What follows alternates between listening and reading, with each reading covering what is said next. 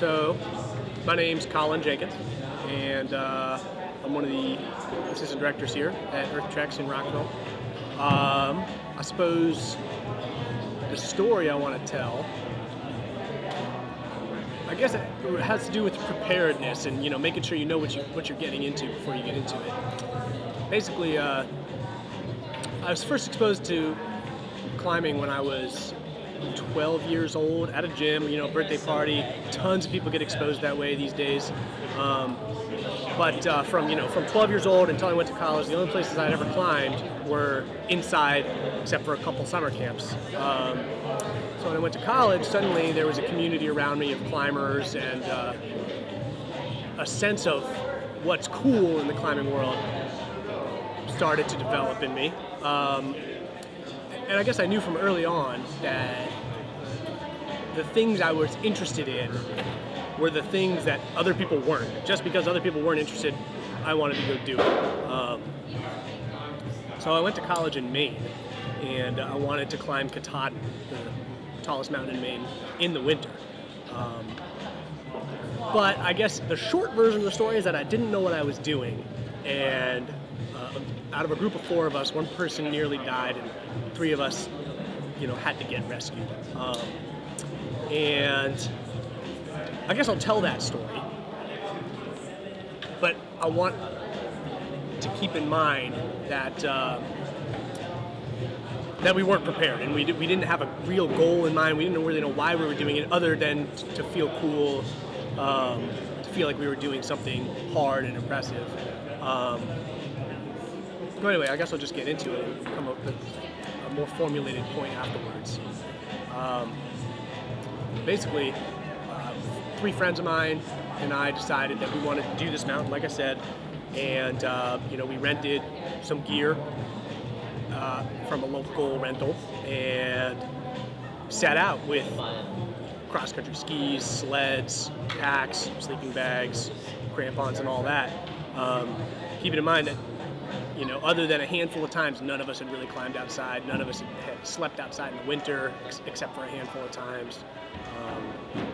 So as we went in, a 15-mile cross-country ski in or snowshoe was the only way in at that time, because the roads were closed with the snow. And it took a lot longer than we expected. Having never cross-country skied before myself, it took a while. It took a lot of falling, especially dragging sleds, carrying packs. Anyway, eventually we get in, we set up in a lean-to, and freeze our butts off all night. We get up in the morning, and off we go. We had set up a turnaround time, which we had talked to the rangers, and we set up a turnaround time. We talked about the gear that we were supposed to bring. And they asked us what kind of gear we have, and they said, okay, good to go. We actually decided not to go for the main peak there because there was avalanche danger, and we didn't know anything about avalanches. So we went for a lesser peak. I guess the first big mistake we made, though, was that we didn't follow our turnaround time. Our turnaround time came and went, and we decided the way down would be more dangerous than the way up. And we thought we knew the trail because we had done it a bunch of times in the summer. But a trail in the winter in Maine is far different from a trail in the summer. We didn't know that, though. Anyway, we got to the peak. There's a great picture of us on the summit with white noses, just freezing, and tried to make our way down a different trail that we knew was low angle, fairly easy trail in the summer, but with a 10-foot snowpack on it. We had no idea where we were. On the way down, one of our partners got blown off a ridge. Kind of low angle ridge. It's not like he fell off a cliff or anything, but the wind was really picking up, I don't know, 60 miles an hour maybe. He got pushed over, and in the howling wind, really low visibility, we spent about an hour as the sun was going down looking for him, trying to hear him, trying to find him, with no luck. So we decided we had to get to tree line because we were exposed, we were starting to freeze, and from there we called for help. And luckily, we had cell phone service. Without that, probably somebody would have died. Luckily, one phone worked despite the cold. Everyone else's phone died. I had a phone that it was one of those ruggedized phones, so I guess it kind of resisted the cold. So as we sat there for the following 8 hours digging a cave in case we had to spend the night there, morale was really low. Basically, it was dawning on me that maybe we shouldn't have been there in the first place, having zero experience in the winter. I guess eventually about 3 in the morning, rescue services found us, but they weren't going to go out in the cold to find our partner, not at night anyway. And they found him about noon the next day with frostbitten feet all the way up to the ankles. And, he lucked out and managed to get out of it with very little damage to his foot. But I guess the point I'm trying to come to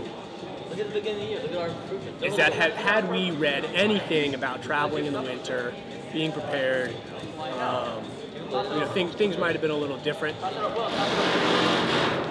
It probably took a solid year for me and my partners to really kind of emotionally address what had happened and the responsibility we held with our fourth member, what could have happened, and despite being students at a very outdoorsy school, we just never had exposure to,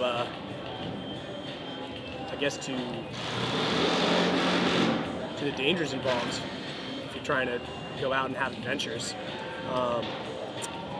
I guess that's why I'm telling the story. I've actually been looking for a way for years to try to get that story out, so that people can hopefully learn from it. College kids are such a huge source of new climbers. But working at a gym here, I see a lot of bravado, a lot of folks, rushing in, not really paying attention to safety measures. Yeah, they learn basic belay technique, but then they don't think about the what ifs. What if this happens? What if that happens? What do you do? How do you get yourself out of that situation? And that was me, and it turned out pretty poorly. Could have been worse. Yeah, I guess that's my story.